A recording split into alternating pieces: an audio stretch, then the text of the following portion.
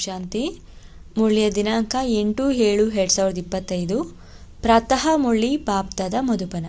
ತಂದೆ ತಿಳಿಸುತ್ತಾರೆ, ಮಧುರ ಮಕ್ಕಳೇ, ಈ ನಿಮ್ಮ ಜೀವನವು ಬಹಳ ಬಹಳ ಅಮೂಲ್ಯವಾಗಿದೆ. ಏಕೆಂದರೆ ನೀವು ಶ್ರೀಮತದನುಸಾರ ವಿಶ್ವದ ಸೇವೆ ಮಾಡುತ್ತೀರಿ. ಈ ನರಕವನ್ನು ಸ್ವರ್ಗವನ್ನಾಗಿ ಮಾಡಿಬಿಡುತ್ತೀರಿ. ಪ್ರಶ್ನೆ: ಖುಷಿಯು ಮಾಯವಾಗಲು ಕಾರಣ ಹಾಗೂ ಅದರ ನಿವಾರಣೆ ಏನು? ಉತ್ತರ: ಮೊದಲನೆಯದು ದೇಹಾಭಿಮಾನದಲ್ಲಿ ಬರುವ ಕಾರಣ. ಎರಡನೆಯದು ಮನಸ್ಸಿನಲ್ಲಿ ಯಾರ ಪ್ರತಿಯಾದರೂ ಸಂಶಯವು ಉತ್ಪನ್ನವಾಗುತ್ತದೆ ಎಂದರೂ ಸಹ ಖುಷಿಯು ಮಾಯವಾಗಿ ಬಿಡುತ್ತದೆ. ಆದ್ದರಿಂದ ತಂದೆಯು ಸಲಹೆ ನೀಡುತ್ತಾರೆ, ಯಾವಾಗಲಾದರೂ ಯಾರದೇ ಪ್ರತಿ ಸಂಶಯ ಉತ್ಪನ್ನವಾದರೆ ತಕ್ಷಣ ತಂದೆಯೊಂದಿಗೆ ಹೇಳಿ. ದೇಹಿ ಅಭಿಮಾನಿಯಾಗಿರುವ ಅಭ್ಯಾಸ ಮಾಡಿ, ಆಗ ಸದಾ ಖುಷಿಯಾಗಿರುತ್ತೀರಿ. ಓಂ ಶಾಂತಿ.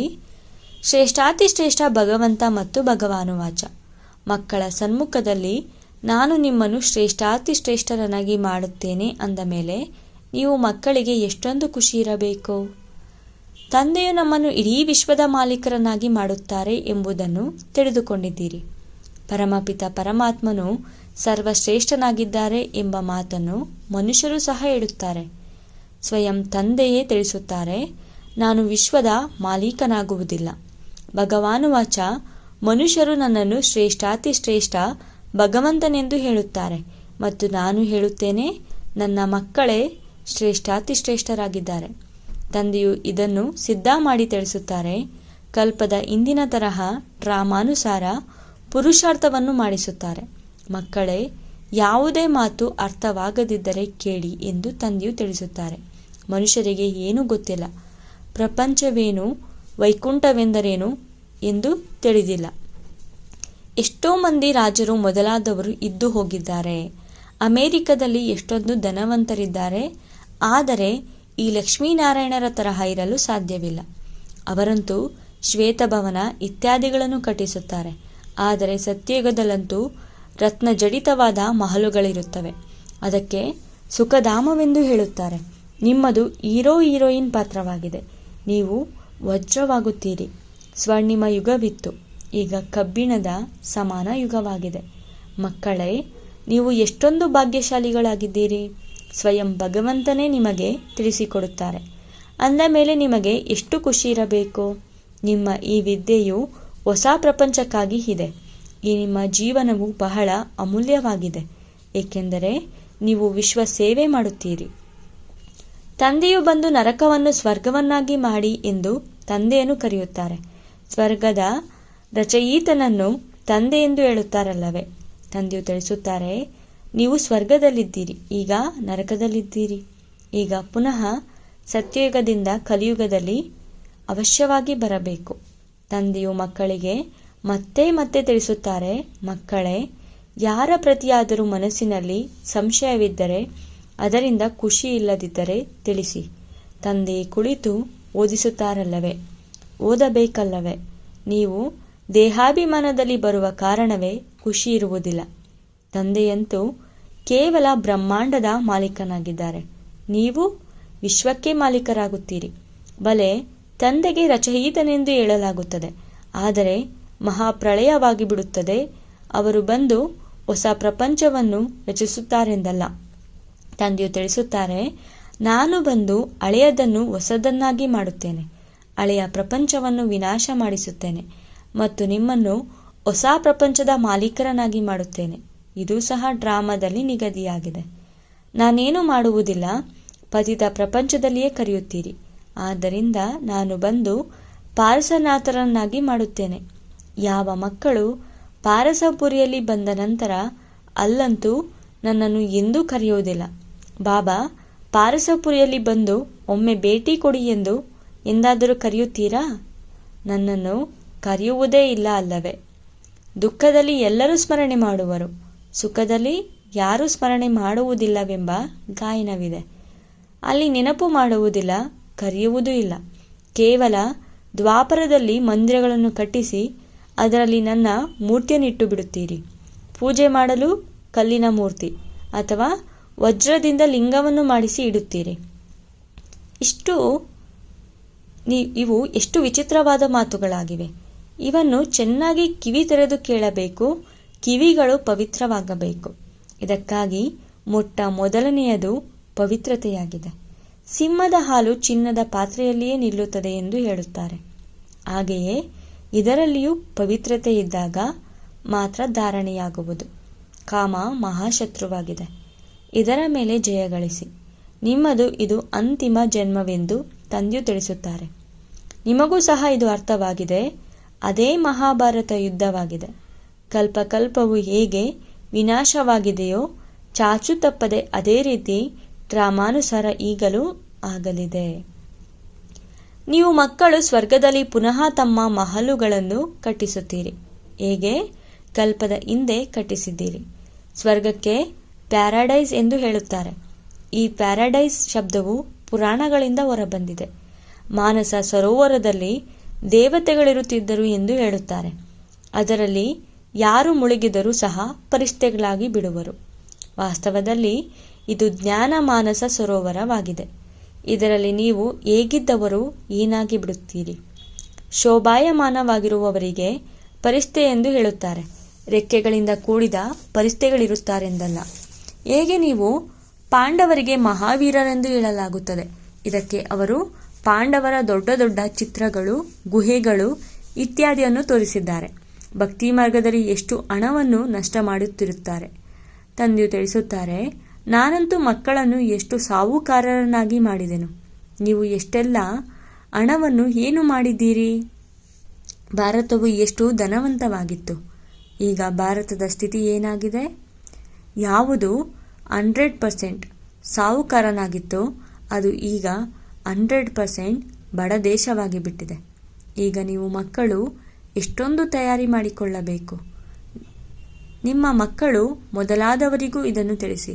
ಶಿವ ತಂದೆಯನ್ನು ನೆನಪು ಮಾಡಿ. ಆಗ ನೀವು ಕೃಷ್ಣನಂತೆ ಆಗುವಿರಿ. ಕೃಷ್ಣನು ಹೇಗಾದನೆಂದು ಯಾರಿಗೂ ತಿಳಿದಿಲ್ಲ. ಇಂದಿನ ಜನ್ಮದಲ್ಲಿ ಶಿವ ತಂದೆಯನ್ನು ನೆನಪು ಮಾಡುವುದರಿಂದಲೇ ಕೃಷ್ಣನಾದನು ಅಂದಾಗ ನೀವು ಮಕ್ಕಳಿಗೆ ಎಷ್ಟು ಖುಷಿ ಇರಬೇಕು. ಆದರೆ ಖುಷಿಯು ಯಾರಿಗೆ ಇರುತ್ತದೆ ಎಂದರೆ ಯಾರು ಸದಾ ಅನ್ಯರ ಸೇವೆಯಲ್ಲಿರುತ್ತಾರೆ.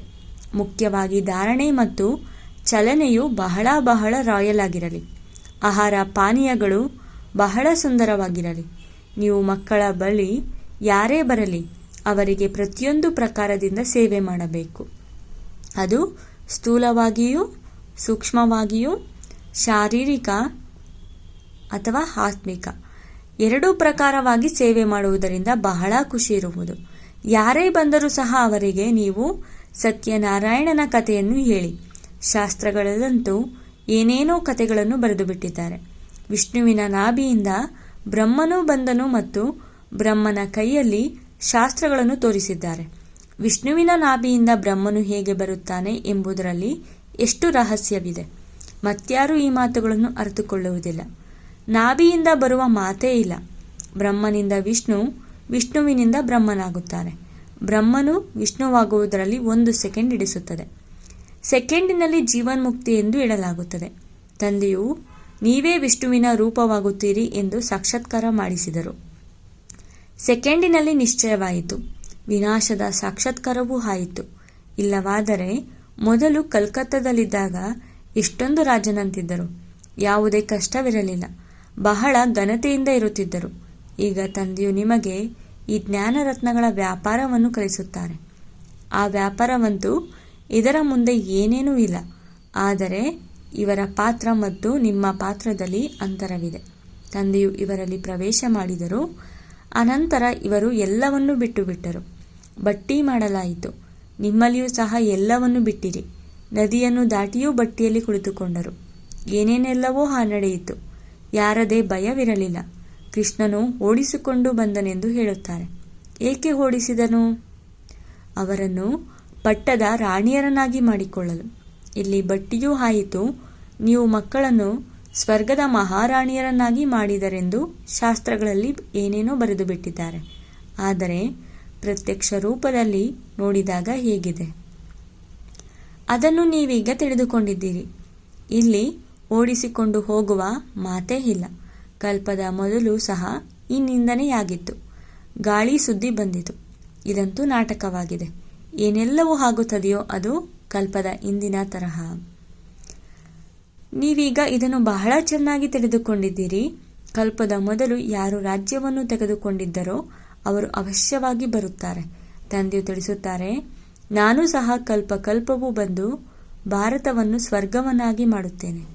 ಪೂರ್ಣ 84 ಜನ್ಮಗಳ ಲೆಕ್ಕವನ್ನು ತಂದೆಯು ತಿಳಿಸುತ್ತಾರೆ. ಸತ್ಯಯುಗದಲ್ಲಿ ನೀವು ಅಮರರಾಗಿರುತ್ತೀರಿ. ಅಲ್ಲಿ ಅಕಾಲ ಮೃತ್ಯುವಾಗುವುದಿಲ್ಲ. ಶಿವ ತಂದೆಯೇ ಕಾಲದ ಮೇಲೆ ಜಯವನ್ನು ಪ್ರಾಪ್ತಿ ಮಾಡಿಸುತ್ತಾರೆ. ನಾನು ಕಾಲರ ಕಾಲ ಮಹಾಕಾಳನಾಗಿದ್ದೇನೆಂದು ಹೇಳುತ್ತಾರೆ. ಕಥೆಗಳೂ ಇದೆಯಲ್ಲವೇ? ನೀವು ಕಾಲದ ಮೇಲೆ ಜಯಗಳಿಸುತ್ತೀರಿ. ಅಮರ ಲೋಕದಲ್ಲಿ ಹೋಗುತ್ತೀರಿ. ಅಮರ ಲೋಕದಲ್ಲಿ ಶ್ರೇಷ್ಠ ಪದವಿಯನ್ನು ಪಡೆಯಲು ಮೊದಲನೆಯದಾಗಿ ಪವಿತ್ರರಾಗಿ, ಎರಡನೆಯದಾಗಿ ದೈವಿ ಗುಣಗಳನ್ನು ಧಾರಣೆ ಮಾಡಿ. ಪ್ರತಿನಿತ್ಯವೂ ತಮ್ಮ ಚಾಟಿಟ್ಟುಕೊಳ್ಳಿ. ರಾವಣನ ಮೂಲಕವೇ ನಿಮಗೆ ನಷ್ಟವಾಗಿದೆ, ನನ್ನ ಮೂಲಕ ನಿಮಗೆ ಲಾಭವಾಗುತ್ತದೆ. ವ್ಯಾಪಾರಿಗಳು ಈ ಮಾತುಗಳನ್ನು ಚೆನ್ನಾಗಿ ಅರ್ಥ ಮಾಡಿಕೊಳ್ಳುತ್ತಾರೆ.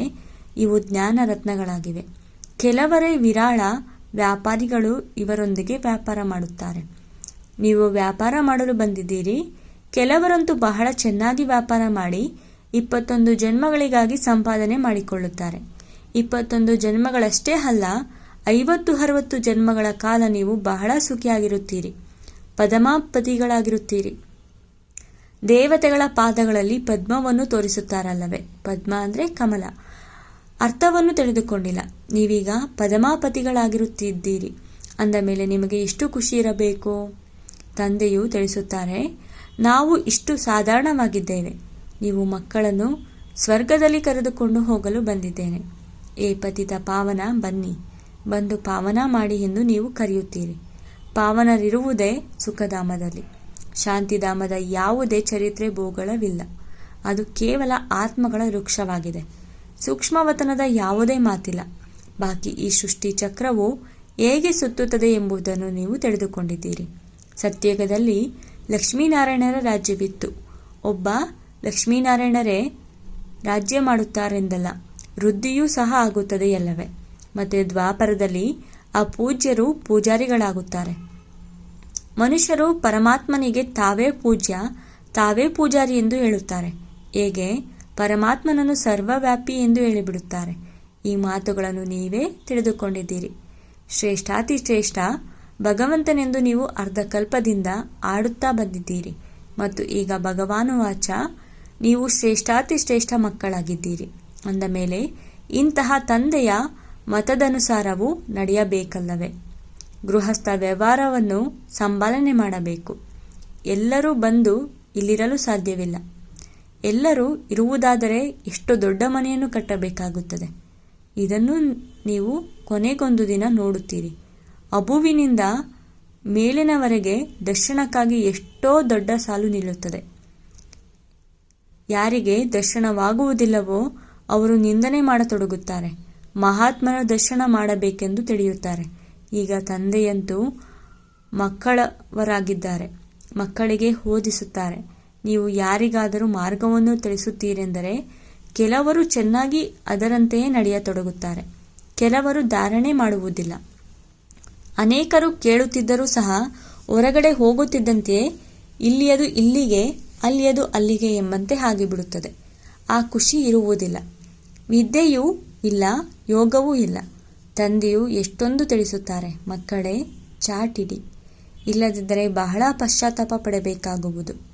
ನಾವು ತಂದೆಯನ್ನು ಎಷ್ಟು ನೆನಪು ಮಾಡುತ್ತೇವೆಂದು ಚಾಟನ್ನು ನೋಡಿಕೊಳ್ಳಬೇಕು. ಭಾರತದ ಪ್ರಾಚೀನ ಯೋಗದ ಬಹಳ ಮಹಿಮೆ ಇದೆ. ಆದ್ದರಿಂದ ತಂದೆಯು ತಿಳಿಸುತ್ತಾರೆ, ಯಾವುದೇ ಮಾತು ನಿಮಗೆ ಅರ್ಥವಾಗದಿದ್ದರೆ ತಂದೆಯೊಂದಿಗೆ ಕೇಳಿ. ಮೊದಲು ನೀವು ಏನು ತಿಳಿದುಕೊಂಡಿರಲಿಲ್ಲ. ತಂದೆಯು ತಿಳಿಸುತ್ತಾರೆ, ಇದು ಮುಳ್ಳುಗಳ ಕಾಡಾಗಿದೆ. ಕಾಮ ಮಹಾಶತ್ರುವಾಗಿದೆ. ಈ ಶಬ್ದವು ಗೀತೆಯದಾಗಿದೆ. ಗೀತೆಯನ್ನು ಓದುತ್ತಿದ್ದರು, ಆದರೆ ಏನೂ ತಿಳಿದುಕೊಂಡಿರಲಿಲ್ಲ. ಬ್ರಹ್ಮ ತಂದೆ ಗೀತೆಯನ್ನು ಓದ್ತಿದ್ರು, ಆದರೆ ಏನನ್ನೂ ತಿಳ್ಕೊಂಡಿರಲಿಲ್ಲ. ಇವರು ಪೂರ್ಣ ಆಯಸ್ಸು ಗೀತೆಯನ್ನು ಓದುತ್ತಿದ್ದರು. ಗೀತೆಯ ಮಹಾತ್ಮರು ಬಹಳ ಒಳ್ಳೆಯವರೆಂದು ತಿಳಿಯುತ್ತಿದ್ದರು. ಭಕ್ತಿ ಮಾರ್ಗದಲ್ಲಿ ಭಗವದ್ಗೀತೆಗೆ ಎಷ್ಟೊಂದು ಮಾನ್ಯತೆ ಇದೆ. ಇದರಲ್ಲಿ ಚಿಕ್ಕದು ಇರುತ್ತದೆ, ದೊಡ್ಡದು ಇರುತ್ತದೆ. ಕೃಷ್ಣ ಮುಂತಾದ ದೇವತೆಗಳ ಅದೇ ಚಿತ್ರಗಳು ಒಂದೊಂದು ಪೈಸೆಗೂ ಸಿಗುತ್ತಿರುತ್ತದೆ. ಮತ್ತು ಅದೇ ಚಿತ್ರಗಳಿಗೆ ಎಷ್ಟೋ ದೊಡ್ಡ ದೊಡ್ಡ ಮಂದಿರಗಳನ್ನು ಕಟ್ಟಿಸುತ್ತಾರೆ. ತಂದೆಯು ತಿಳಿಸುತ್ತಾರೆ, ನೀವಂತೂ ವಿಜಯ ಮಾಲೆಯ ಮಣಿಗಳಾಗಬೇಕಾಗಿದೆ. ಇಂತಹ ಮಧುರಾತಿ ಮಧುರ ತಂದೆಗೆ ಬಾಬಾ ಬಾಬಾ ಎಂತಲೂ ಹೇಳುತ್ತಾರೆ. ಸ್ವರ್ಗದ ರಾಜ್ಯಭಾಗ್ಯವನ್ನು ಕೊಡುತ್ತಾರೆ ಎಂಬುದನ್ನು ತಿಳಿದುಕೊಂಡಿದ್ದಾರೆ. ಆದರೂ ಮತ್ತೆ ಅವೋ ಮಾಯೆ ವಿಚ್ಛೇದನವನ್ನು ಕೊಟ್ಟು ಬಿಡುತ್ತಾರೆ. ಭಕ್ತಿ ಮಾರ್ಗದಲ್ಲಿಯೂ ಭಗವಂತನಿಗೆ ಪತಿಯರ ಪತಿ ಎಂದು ಹೇಳಲಾಗುತ್ತದೆ. ಗುರುಗಳಿಗೆ ಗುರು ಒಬ್ಬರೇ ಆಗಿದ್ದಾರೆ. ಅವರಿಗೆ ನಮ್ಮ ತಂದೆಯಾಗಿದ್ದಾರೆ. ಜ್ಞಾನ ಸಾಗರ ಪತಿತ ಪಾವನನಾಗಿದ್ದಾರೆ. ನೀವು ಮಕ್ಕಳು ಹೇಳುತ್ತೀರಿ, ಬಾಬಾ, ನಾವು ಕಲ್ಪಕಲ್ಪವು ತಮ್ಮಿಂದ ಆಸ್ತಿಯನ್ನು ತೆಗೆದುಕೊಳ್ಳುತ್ತಾ ಬಂದಿದ್ದೇವೆ. ಕಲ್ಪಕಲ್ಪವು ಮಿಲನ ಮಾಡುತ್ತೇವೆ. ತಾವು ಬೇಹದ್ದಿನ ತಂದೆಯಿಂದ ಅವಶ್ಯವಾಗಿ ಬೇಹದ್ದಿನ ತಂದೆಯ ಆಸ್ತಿಯು ಸಿಗುತ್ತದೆ. ಮುಖ್ಯವಾಗಿದೆ ಆಲ್ಫಾ ಅಂದರೆ ತಂದೆ. ಅದರಲ್ಲಿ ಬೇ ಅರ್ಥಾತ್ ಆಸ್ತಿಯೂ ಸೇರಿದೆ. ತಂದೆ ಎಂದರೆ ಆಸ್ತಿ. ಅವರು ಅದ್ದಿನ ತಂದೆ, ಇವರು ಬೇಹದ್ದಿನ ತಂದೆಯಾಗಿದ್ದಾರೆ. ಅದ್ದಿನ ತಂದೆಯರಂತೂ ಅನೇಕರಿದ್ದಾರೆ. ಬೇಹದ್ದಿನ ತಂದೆಯು ಒಬ್ಬರೇ ಆಗಿದ್ದಾರೆ. ಒಳ್ಳೆಯದು. ಮಧುರಾತಿ ಮಧುರ ಅಗಲಿ ಮರಳಿ ಸಿಕ್ಕಿರುವ ಮಕ್ಕಳ ಪ್ರತಿ ಮಾತಾಪಿತಾ ಬಾಪ್ದಾದರವರ ನೆನಪು, ಪ್ರೀತಿ ಹಾಗೂ ಸುಪ್ರಭಾತ. ಆತ್ಮೀಯ ಮಕ್ಕಳಿಗೆ ಆತ್ಮೀಯ ತಂದೆಯ ನಮಸ್ತೆ. ಆತ್ಮೀಯ ಬಾಪ್ದಾದರವರಿಗೆ ಆತ್ಮೀಯ ಮಕ್ಕಳ ನೆನಪು, ಪ್ರೀತಿ ಹಾಗೂ ನಮಸ್ತೆ ನಮಸ್ತೆ ನಮಸ್ತೆ. ಧಾರಣೆಗಾಗಿ ಮುಖ್ಯ ಸಾರ. ಮೊದಲನೇ ಪಾಯಿಂಟು, ಸ್ಥೂಲ ಸೂಕ್ಷ್ಮ ಸೇವೆ ಮಾಡಿ ಅಪಾರ ಖುಷಿಯ ಅನುಭವ ಮಾಡಬೇಕು ಮತ್ತು ಮಾಡಿಸಬೇಕಾಗಿದೆ. ಚಲನೆ ಮತ್ತು ಚಹರೆ, ಆಹಾರ ಪಾನೀಯಗಳಲ್ಲಿ ಬಹಳ ಘನತೆಯನ್ನಿಟ್ಟುಕೊಳ್ಳಬೇಕಾಗಿದೆ. ಎರಡನೇ ಪಾಯಿಂಟು, ಅಮರಲೋಕದಲ್ಲಿ ಶ್ರೇಷ್ಠ ಪದವಿಯನ್ನು ಪಡೆಯಲು ಪವಿತ್ರರಾಗುವ ಜೊತೆಗೆ ದೈವಿ ಗುಣಗಳನ್ನು ಧಾರಣೆ ಮಾಡಬೇಕಾಗಿದೆ. ತಮ್ಮ ಲೆಕ್ಕಪತ್ರವನ್ನು ನೋಡಿಕೊಳ್ಳಬೇಕು. ನಾನು ತಂದೆಯನ್ನು ಎಷ್ಟು ನೆನಪು ಮಾಡುತ್ತೇನೆ? ಅವಿನಾಶಿ ಜ್ಞಾನರತ್ನಗಳ ಸಂಪಾದನೆಯನ್ನು ಜಮಾ ಮಾಡಿಕೊಳ್ಳುತ್ತಿದ್ದೇನೆಯೇ? ಧಾರಣೆಯಾಗಲು ಕಿವಿಗಳು ಪವಿತ್ರವಾಗಿದೆಯೇ? ವರದಾನ. ಸೇವೆ ಮಾಡುತ್ತಾ ನೆನಪಿನ ಅನುಭವಗಳ ರೇಸ್ ಮಾಡುವಂತಹ ಸದಾ ಲವಲೀನ ಆತ್ಮಭವ. ವಿವರಣೆ. ನೆನಪಿನಲ್ಲಿರುವಿರಿ, ಆದರೆ ನೆನಪಿನ ಮೂಲಕ ಏನು ಪ್ರಾಪ್ತಿಯಾಗುವುದು, ಆ ಪ್ರಾಪ್ತಿಯ ಅನುಭೂತಿಯನ್ನು ಮುಂದುವರಿಸುತ್ತಾ ಹೋಗಿ. ಇದಕ್ಕಾಗಿ ಈಗ ವಿಶೇಷ ಸಮಯ ಹಾಗೂ ಗಮನ ಕೊಡಿ. ಇದರಿಂದ ಅರ್ಥವಾಗಲಿ, ಈ ಅನುಭವಗಳ ಸಾಗರದಲ್ಲಿ ಮುಳುಗಿ ಹೋಗಿರುವ ಲವಲೀನ ಆತ್ಮ ಎಂದು ಈ ಅನುಭವವಾಗಲಿ. ಜ್ಞಾನದ ಪ್ರಭಾವವಿದೆ, ಆದರೆ ಯೋಗದ ಸಿದ್ಧಿ ಸ್ವರೂಪದ ಪ್ರಭಾವವಾಗಲಿ. ಸೇವೆ ಮಾಡುತ್ತಾ ನೆನಪಿನ ಅನುಭವಗಳಲ್ಲಿ ಮುಳುಗಿ ಹೋದಂತಿರಿ. ನೆನಪಿನ ಯಾತ್ರೆಯ ಅನುಭವಗಳ ರೇಸ್ ಮಾಡಿ. ಸ್ಲೋಗನ್. ಸಿದ್ಧಿಯನ್ನು ಸ್ವೀಕಾರ ಮಾಡುವುದು ಅರ್ಥಾತ್ ಭವಿಷ್ಯ ಪ್ರಾರಬ್ಧವನ್ನು ಇಲ್ಲೇ ಸಮಾಪ್ತಿ ಮಾಡಿಬಿಡಬೇಕು. ಅವ್ಯಕ್ತ ಸೂಚನೆ. ಸಂಕಲ್ಪ ಶಕ್ತಿಯನ್ನು ಜಮಾ ಮಾಡಿ ಶ್ರೇಷ್ಠ ಸೇವೆಗೆ ನಿಮಿತ್ತರಾಗಿ. ಎಷ್ಟು ತಾವು ಮಕ್ಕಳು ಶ್ರೇಷ್ಠ ಸಂಕಲ್ಪಗಳ ಶಕ್ತಿಯಿಂದ ಸಂಪನ್ನರಾಗುತ್ತಾ ಹೋಗುವಿರಿ, ಅಷ್ಟು ಶ್ರೇಷ್ಠ ಸಂಕಲ್ಪಗಳ ಶಕ್ತಿಯಿಂದ ಸೇವೆಯ ಸ್ವರೂಪ ಸ್ಪಷ್ಟವಾಗಿ ಕಾಣಿಸುತ್ತಾ ಹೋಗುವುದು. ಪ್ರತಿಯೊಬ್ಬರೂ ಅನುಭವ ಮಾಡುವರು. ನಮಗೆ ಯಾರೋ ಕರೆಯುತ್ತಿದ್ದಾರೆ. ಯಾರೋ ಬುದ್ಧಿಯ ಮೂಲಕ, ಶುಭ ಸಂಕಲ್ಪಗಳ ಮೂಲಕ ನಮ್ಮನ್ನು ಆಹ್ವಾನ ಮಾಡುತ್ತಿದ್ದಾರೆ. ಕೆಲವರು ದಿವ್ಯ ದೃಷ್ಟಿಯ ಮೂಲಕ ತಂದೆ ಹಾಗೂ ಸ್ಥಾನವನ್ನು ನೋಡುವರು. ಎರಡೂ ಪ್ರಕಾರದ ಅನುಭವಗಳ ಮೂಲಕ ಬಹಳ ತೀವ್ರಗತಿಯಿಂದ ತಮ್ಮ ಶ್ರೇಷ್ಠ ನೆಲೆಯನ್ನು ತಲುಪಿ ಬಿಡುತ್ತಾರೆ. ಓಂ ಶಾಂತಿ.